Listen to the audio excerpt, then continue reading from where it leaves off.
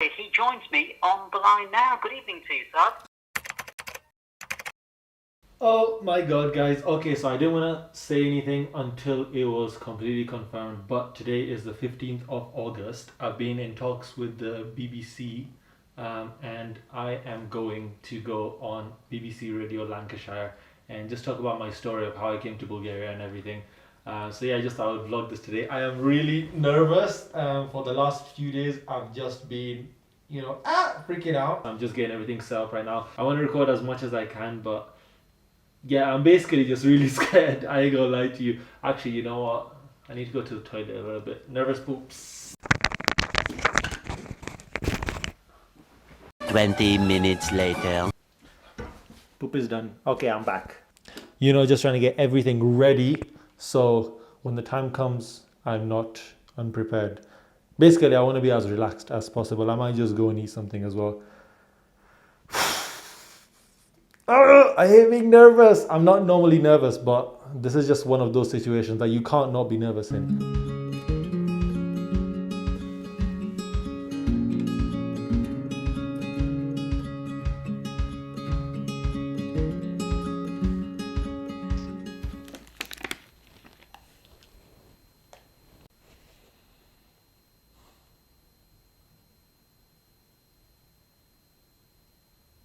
I don't know what to do. I'm excited, but at the same time, I'm scared. So it's a really, I can't explain it feeling. It's just like, what's gonna happen? But yeah, I am excited because obviously I do want to spread the word and share the news about studying in Bulgaria because it's a really good opportunity that I've been given, and I feel like a lot of people out there deserve to know that there is a second chance. You don't have to settle for something that you don't want to do. So we have around 2.5 hours left right now. Yes, I said 2.5 because I want to be ready beforehand. Guess who came along to help? Hello. Say hi, Wacky. Hi, I am here and I'm recording it for him.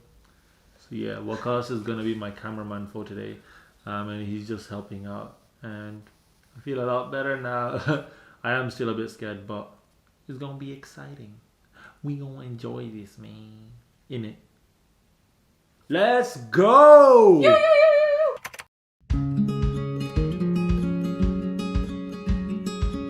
So guys, if you need a cameraman, make sure you hit up Wacky Doodle because he's the worst cameraman on earth. How has your time been so far in Bulgaria? So I would say my time in Bulgaria so far has been one of the most amazing times in my life. And I'm excited to see what 5th year of dentistry is going to be like next year. Because medical unis are accepting more people that have lower grades, would you recommend people that want to do dentistry to just move on to medicine, or would you rather have them do a gap year or go abroad? What do you recommend them? Moving on to medicine, I don't know if that's a good idea because everyone says dentistry and medicine, they're really similar, but they're actually quite very different. Think of it this way. You graduating a year later means that you have lost a year of your professional life.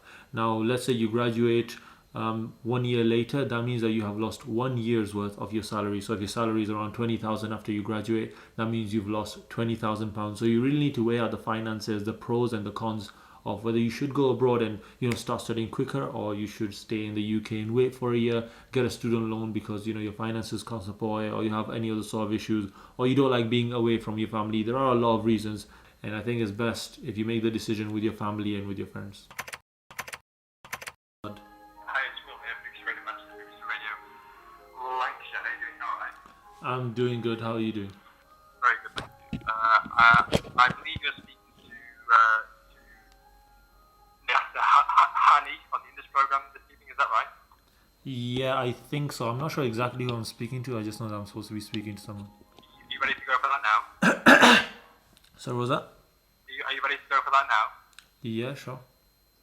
Wonderful. I'll put you through to NASA now then. Is that okay? Yes, that's fine. Wonderful. We'll be talking to an author, plus the Child Ladies too. Now, this is a group of women who are inspiring others through a podcast. So, we get more of that.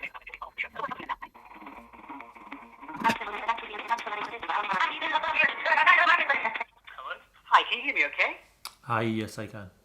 Lovely. Speak to you shortly, Saad. It's NASA here. Speak to you shortly. All right, that's fine. Thank you. Thank you, thank you. Stop having a flipping mucus.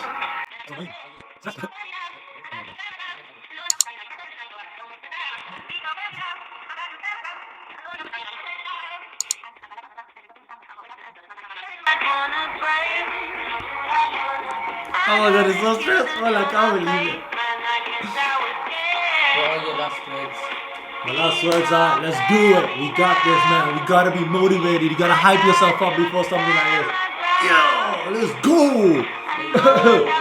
Testing, testing. 1, 2, 3. Voice is working. Let's go. 2 minutes ago, we'll be shortly. No, I nearly died. Oh my god, what the hell? This is so weird. It's gonna be fine. It's gonna be fine. We got this.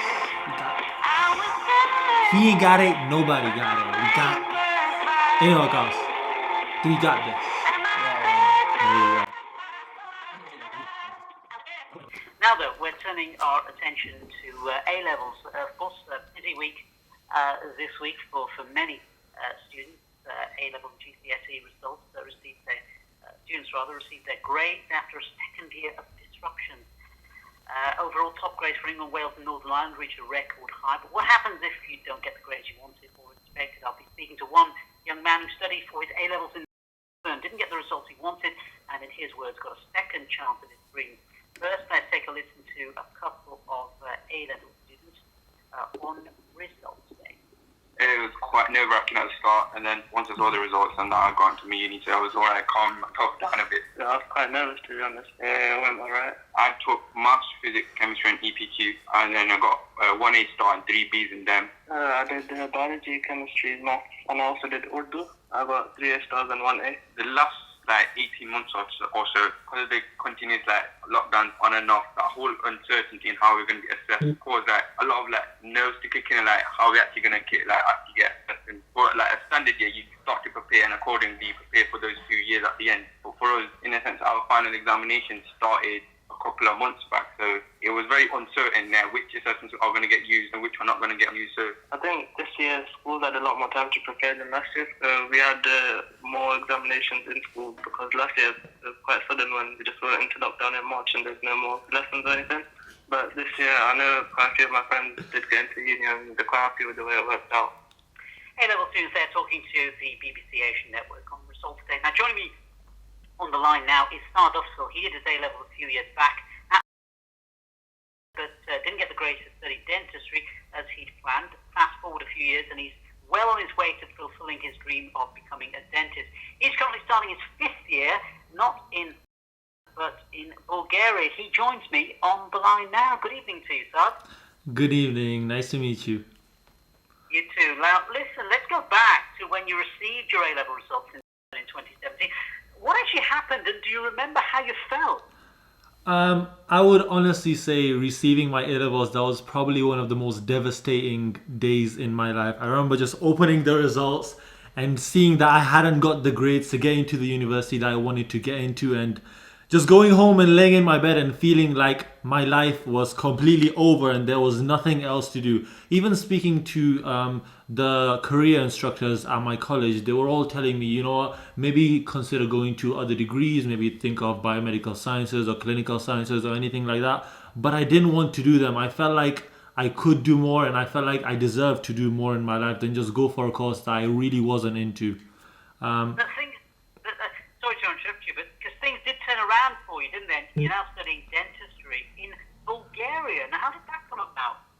Yeah, that was something completely unexpected. So when I got my results and I felt like my life was over, a few days later, obviously, I wanted to get back into my normal work routine. So I went to my work experience place, our pharmacy, and one of my friends who works there actually, he just told me, he was like, I've heard of some students going abroad to Bulgaria, and like any normal person would, I was skeptical. I didn't believe it. I'm like, Bulgaria? Who would want to go to a country like that? What even is Bulgaria? A lot of people don't even know what it is. So obviously I was skeptical at first, but as I researched more into it, as I got in touch with students that studied there, I got in touch with the agencies that get you to study in Bulgaria. I got to speak to my family, my friends, and I discussed the whole process of maybe applying and studying in Bulgaria is starting to become more and more real day by day until eventually I was there. I actually went to Bulgaria and I'm currently a student in my 5th year of dentistry there. And what about the financial implications? How does that work out in Bulgaria? In Bulgaria, you have to finance yourself. That's one of the, I would say, the drawbacks of studying in Bulgaria, because they used to offer student loans, but unfortunately some students didn't pay back the student loans to the banks, so they stopped offering that. But I know a lot of people that who really want to go to abroad, and what they decide to do is take a gap year before they go there, and in that gap year make a lot of money, save it, and then use that for their education. Also, while you're studying there, you can get a sort of a part-time job or something like that, just to make enough for you to spend your life and study. Because if you think about it, if you really want to do medicine or dentistry, and if you really think that you deserve to do that, it is worth putting in a little bit of effort in the beginning of your life so you can have a much better life in the future. It's all about the long-term goals. Yeah, I was going to say, because there will be people who will be skeptical about studying abroad. What would you say to people like that? I would say to people like that, first of all, obviously, you can always contact me. I'm always happy to help. I have my Instagram and my YouTube. So it's just dentist Saad, S-A-A-D. You can search me up on social media. I'm there to help you. And also, the main thing that I've noticed, which I didn't even know would even be a benefit of studying abroad, is when you go there, in Bulgaria, unfortunately, there are areas of people with really bad oral hygiene, and one of those areas is near our university. Now, obviously, it's bad for them, but this is a really good benefit for us. Being a dental student, these people with bad oral hygienes means that we're going to see way more patients than a normal dental student would. And this also means that we're going to see way more complicated cases. So when we come back to the UK after graduating from Bulgaria, we're going to have this experience to know how to deal with all of these cases that we may not have even had the experience to deal with. Also, going abroad... Sorry? Excellent. Well, listen, thank you so much for taking the time to talk to us this evening, Saad. It's been a pleasure. All right. Thank you so much for having me. I hope you have an amazing day. Saad there talking to us about his incredible experience of studying in Bulgaria, of all places, and talking to us about his experience, especially if you... Thanks so much for that, Saad. That was great. All right. Thank you so much for having me, man. No problem. Enjoy your evening. Hey, have a good evening. Bye-bye. Goodbye. It's done! What the hell? It was so short, but oh my god, that was so scary. That was so weird. I can't believe it. Oh my god. How are you feeling? I'm shaking, look at it. Oh my god. Well, that was amazing. I just want to say thank you for the BBC staff for having me and giving me this opportunity just to share my experience, because I know how it feels. It's a really shit feeling like your life is over, and I really hope that this short radio interview will help some people, get their dreams, whatever they want to do. You want to do medicine, you want to do dentistry, don't give up on it just because you can't get into the UK. Bulgaria is always a very viable option. Message me if you are thinking of applying to Bulgaria. I'm always happy to help. I'm an open book. So yeah, that's pretty much it. Oh my god. How do you feel, Waqas? Turn it to you.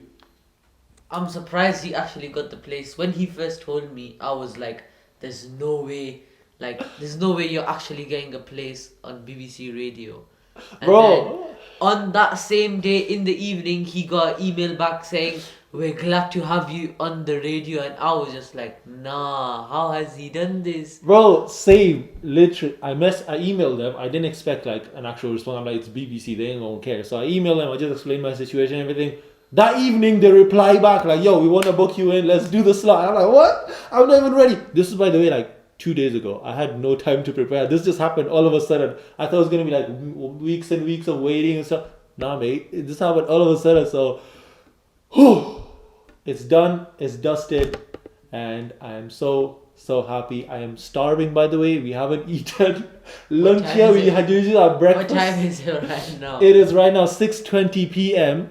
And we've just had breakfast since morning. So we are starving. We're going to go eat. If you are new to this channel and you haven't hit that subscribe button, hit it right now, because you already know we're going to be doing some amazing stuff on this channel. In our cast, tell them. back to the UK with his little brother, you know these videos are gonna smash, you know. There you go. So hit that subscribe button, give this video a thumbs up if you're new around here. I'll see. My name is Richard and Saad, and I'll see you guys in the next video. There we go.